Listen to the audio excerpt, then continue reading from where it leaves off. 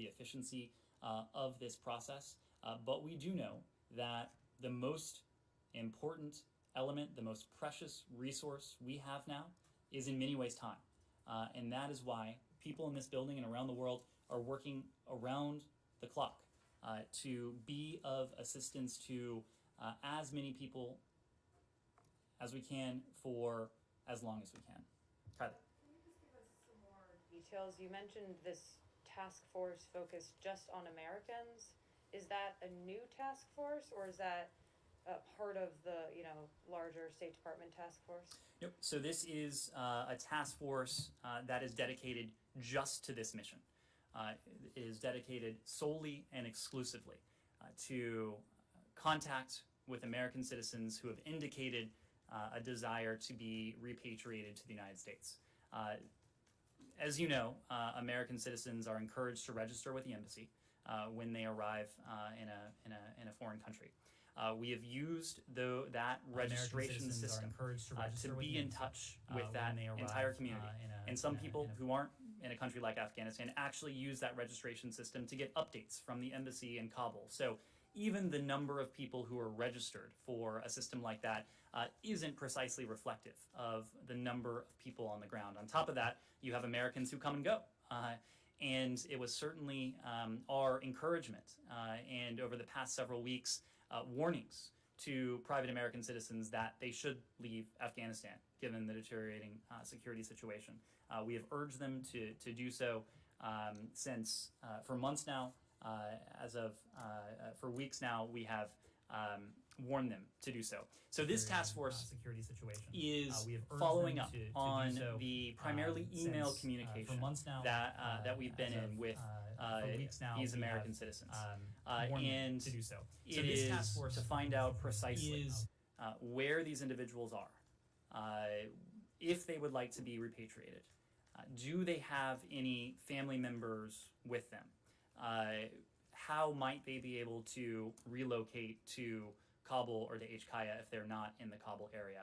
So this is a very personalized, it is a very tailored approach to provide as much assistance as we can to every single American. Because again, that is our priority, to offer repatriation services to every single American who wishes to come back here. So is this just a State Department task force, or is this interagency? Sorry. Yeah. It's a Department of State effort. Okay. And once you have that information, are you sharing it with the U.S. military? And is the U.S. military now going out and getting any of those people to bring them to the airport? Because there are reports of U.S. helicopters now leaving the airport in Kabul to go get some Americans and Afghans. I am going to let my colleagues at the Pentagon discuss what they are doing now. Of course, the president referenced an effort to bring a number of Americans, 168 Americans, across the perimeter. But when it comes to what we may be in a position to do to assist Americans, we will do everything that we responsibly can to assist Americans. What we're talking about now, this task force that is actually, we're calling these American citizens, but we're also going to be in a position to text them, to continue emailing them, every conceivable form of communication. This is indicative of that. We're not ruling anything out, but again, right now we are focused on ascertaining where these Americans are, the condition that they're in, how many people they may be traveling with, and what their desired plans are. Are you sharing that information at all at an interagency level? Look, if it will prove useful to our interagency partners and it's appropriate to do so, we will. But right now, we are trying to ascertain the universe of Americans who may be interested in relocation and the ways we might be able to assist them. Take a final question or two, Daphne. There's been an increasing number of reports of Taliban targeting the press. Is the United States, in its conversations with the Taliban, asking them not to interfere with journalists and allow them to work freely? And I just have a quick clarifying question, again from the top. Sorry. You said most flights would go through a country like Qatar before going on to the dozen countries you listed. Are there any cases where flights are going from Kabul to any of those countries directly? In almost all cases, I don't want to be categorical here because we don't want to rule anything out. In almost all cases, certainly the cases I'm aware of, these flights are going to the nearby In transit almost all countries, cases, again, I don't want as to a way be to maximize the categorical flow, here, as a way because we to don't want to rule anything out. In reduce almost the all cases, certainly in burden cases on I'm aware the of, fuel supply these flights are going at to HKIA. the nearby transit When it countries, comes again, to as a members way of the to press, maximize the flow, as a way this to is, and I'll address this on a couple burden levels. on fuel supply I know at I and HKIA. all of my colleagues When it in this comes building, to members of we the have press, been flow as a way in touch with many of you, with your news organizations, in some cases with your Afghan affiliates on the ground. And we actually do have an element here in this building that is focused squarely and exclusively on efforts to relocate members of the media, because we do recognize there is a rather large, it's smaller now than it was several days ago, but there's still a rather large contingent of media representatives on the ground in Kabul. We have been gratified that a number of journalists have been able to safely relocate from Afghanistan. We, of course, saw the statement that the New York Times put out, I believe it was yesterday. We have been in regular touch here on the ground in Kabul with news organizations and individuals who fall into those categories in order to offer every bit of assistance. Now, you asked a slightly different question, and the question you asked was reports of Taliban harassment of the press. This is something that we do take extraordinarily seriously, and we take it extraordinarily seriously on a couple levels. One, it's the basic matter of freedom of the press. The press, whether it is in Kabul or Washington, D.C., or any other country or city around the world, should be able to report without intimidation, without harassment, without threat, and every single report that contravenes that is a matter of great concern. We are also taking note of, and we've seen this from some of your colleagues, the reports that members of the press have been impeded in their passage, in their safe passage, what should be their guaranteed safe passage through the city and to the Kabul International Airport. That is also something, those reports, that we take extraordinarily seriously. We're raising this on all levels with our interlocutors, and we'll continue to do that. Yes? A bit different question about the Peninsula. The State Department announced the special envoy to North Korea, Sung Kim, is visiting Seoul tomorrow. So could you give any details of the talking point of his meeting with South Korean officials? And also, does he have any plan to contact with North Korea directly during his visit? Well, you are right. We did confirm earlier today, I believe it was, that Special Representative Kim will travel to the ROK, South Korea, from August 21 through the 24th. During his visit, he'll meet with his counterpart, that is the Special Representative for Korean Peninsula Peace and Security Affairs, No Nyuk-duk, and other senior South Korean officials. They'll, in the context of those discussions, discuss the situation on the Korean Peninsula and continue to plot a coordinated way forward.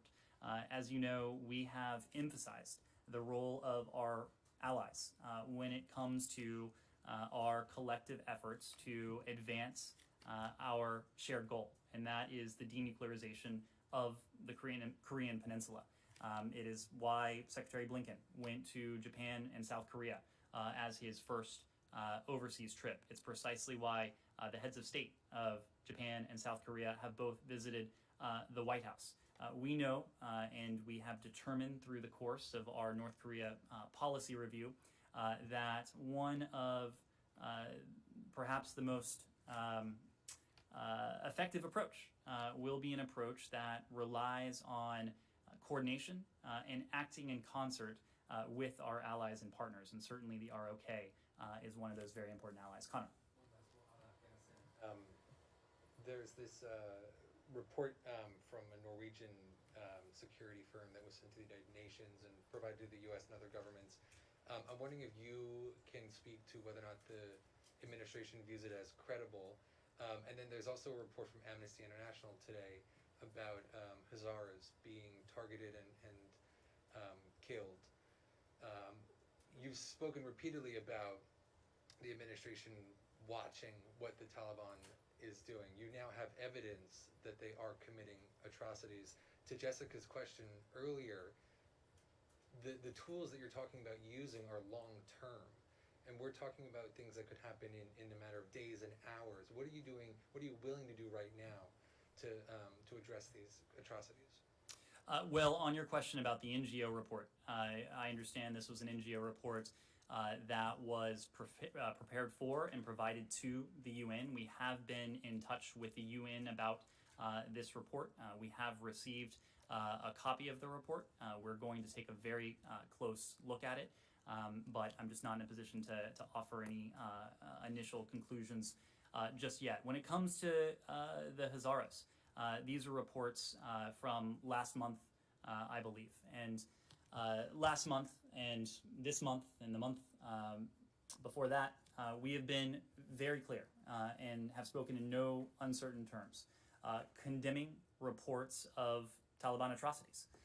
Will continue to condemn any reported atrocities precisely because they are violations of the public commitment by Taliban leaders to seek reconciliation for all Afghans. This is what the Taliban have said they want. Now, again, their actions often don't match their words. What matter to us is the former. We will be watching with the international community their actions. If we determine that the Taliban have continued to commit atrocities, that they are not living up to the responsibility they have to protect and uphold the rights of all of their citizens, including women, girls, and minorities, we will work with our allies and partners to hold the perpetrators accountable. Now, you asked about the temporal element of this, short-term versus long-term. We are making very clear to the Taliban, especially when it comes to our priority right now, that is to say the operation ongoing at HKIA, our operations together with our international partners. We have made very clear to the Taliban that any effort to impede that operation, and certainly any effort to threaten or seek to inflict harm on any American would be met with swift and pretty decisive response. We have made that very clear to them. When it comes to any future government in Afghanistan, look, there are discussions that continue to be ongoing between the Afghan parties, the Taliban and representatives of the Islamic Republic. Together with our allies, with our partners, we have encouraged them to pursue a political settlement that first and foremost protects and upholds the rights of all of Afghan's citizens.